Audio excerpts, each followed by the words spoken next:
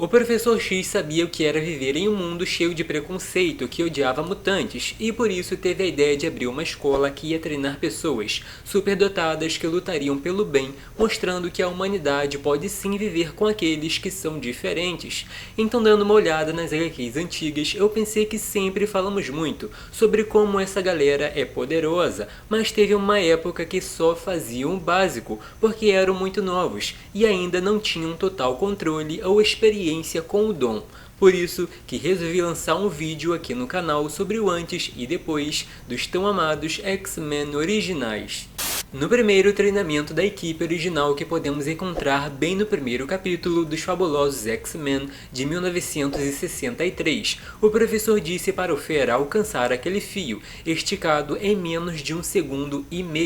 Feito isso, tinha que girar cada vez mais rápido, como se estivesse desviando dos ataques de um inimigo, para em seguida saltar e executar uma manobra, passando pelos obstáculos em menos de 3 segundos, finalizando com um exercício de equilíbrio no bastão, que foi arqueando aos poucos até o jovem finalmente se soltar caindo perfeitamente de pé.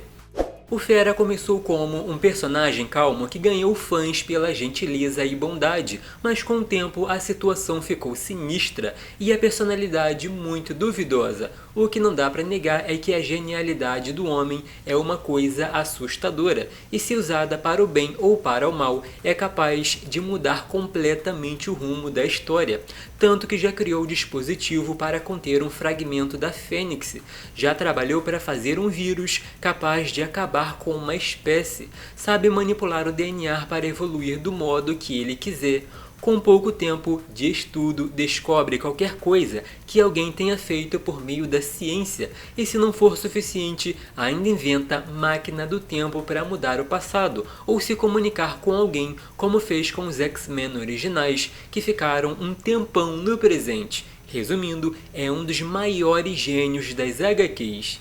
Ouvindo os pensamentos do professor com clareza, o anjo tinha que testar os reflexos, desviando de obstáculos diferentes, como uma rajada de fogo que por pouco não queimou as asas. Logo em seguida, se mostrou muito mais atento, desviando da armadilha de metal, e até surpreendeu quando passou várias vezes subindo e descendo pelo circuito giratório, mas quase foi derrubado por uma rajada sonora que levou ao extremo sua capacidade de executar manobras em pleno voo.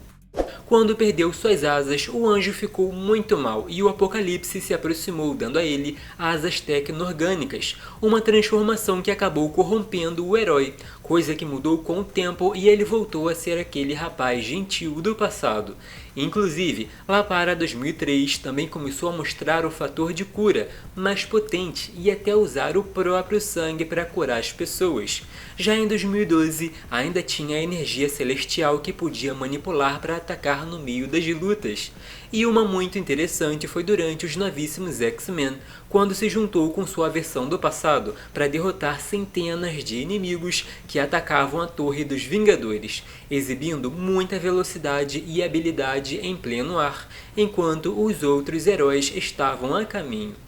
O Homem de Gelo não mudou muito em questão de personalidade, porque continua sendo o engraçado da equipe, e pelo fato de ser o mais novo, percebia que o professor pegava mais leve, então de vez em quando queria fazer umas graças para chamar a atenção, como usar botões e uma cenoura para se passar como boneco de neve no meio do treinamento, chegando até a dizer que ia se mudar para o jardim se não tivesse nada melhor para fazer dentro da escola. De qualquer modo, o Charles enviou um comando para o Fera lançar uma bola na direção do amigo, que já sabia criar uns escudos de gelo para a defesa, sendo até elogiado pelos reflexos impressionantes.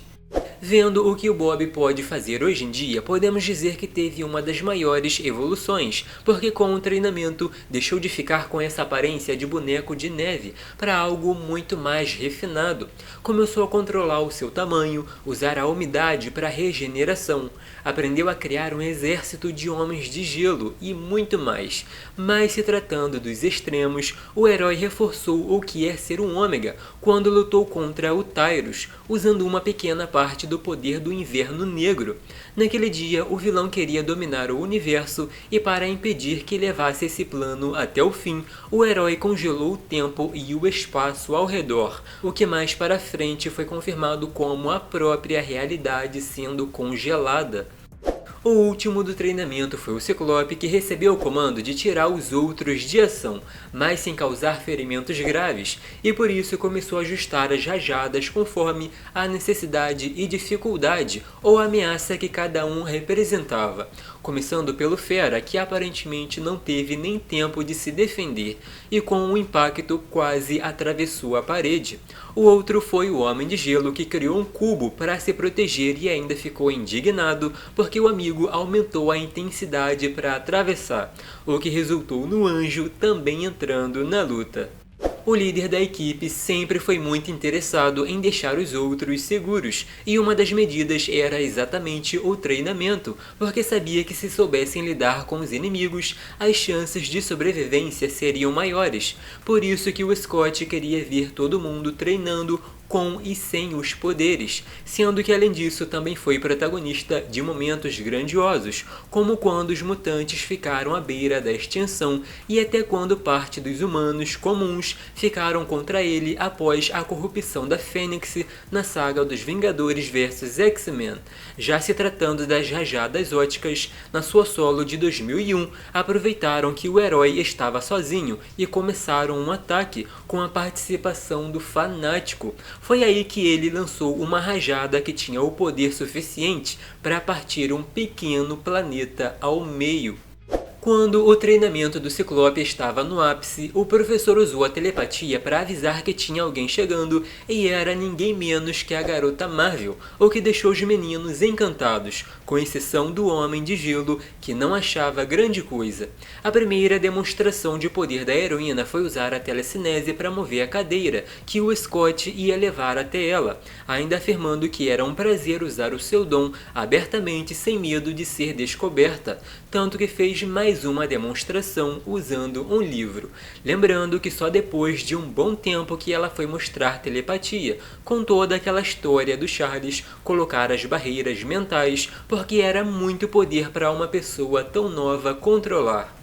Ao longo dos anos, a Jam fez muita coisa absurda com o poder mutante e com o cósmico da Fênix, tanto que logo após os eventos do Hellfire Gala de 2023, podemos ver a Ruiva levando sua mente para o passado, querendo saber onde foi que errou, o que resultou nela criando várias realidades e também mostrando mais uma vez que pode invocar o poder da entidade do nada, ou seja, simplesmente porque quer. Aí já entramos num ponto que as coisas vão chegando a um nível tão alto que ela pode manipular a realidade, ter o controle sobre a vida e a morte, consumir o universo caso seja corrompida pelo lado sombrio, ou como Fênix Branca, se tornar responsável pela criação. Mas e aí, gostaram desses momentos? Apesar dessa galera já ter usado o poder externo, preferi focar só no poder e inteligência deles. E se vocês quiserem, podemos fazer mais vídeos sobre quando foram upados de alguma forma. Lembrando que contei a Jam com a Fênix, porque já foi dito algumas vezes que apesar de ser uma entidade, de certo modo esse poder pertence à Ruiva. E como vimos recentemente, é capaz de usá-lo a qualquer momento. Não esqueçam do like, de se inscrever no canal para não perder os próximos e dar uma olhada aqui na sugestão. Até mais!